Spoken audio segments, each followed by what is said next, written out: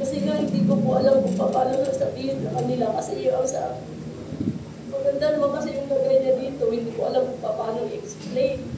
Tinawagan ko sila nung sabi niya, Happy New Year, Senior Paila, sabi ko, ay, opo. Hanggang sa hindi, parang wala pa rin namang balita, hindi ko alam kung ano din gagawin talaga. Kinausap ko yung sister niya, si Wendy. Sabi ko, ganun nga ang nangyari, nahuli. Sabi niya, anong gagawin? Sabi ko, wag mo sasabihin kay mama at kay baba kasi sabi ni Jay, bawal na bawal sasabihin sa magulang at pinakatanda na may sakit pa.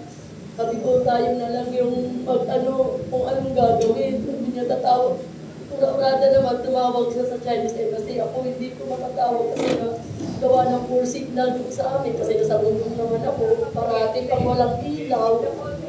Hindi ko sila makausap ng matino kasi plan out.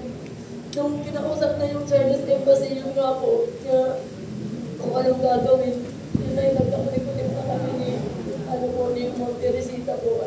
Nung kinausap pa nga niya ako, tinalamuha ako. Sabi ko, hindi po talaga.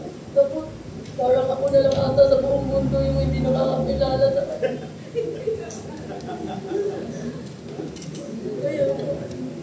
Para lang to assure her na hindi yung kung sino lang ang kumakausap sa kanya. Sabi ko, hanapin mo na lang yung pangalan ko, marami akong natulungan at nahingan ako si Wendy yung sister-in-law niya ang unang nakiusap sa akin, tapos yung embassy nga, no?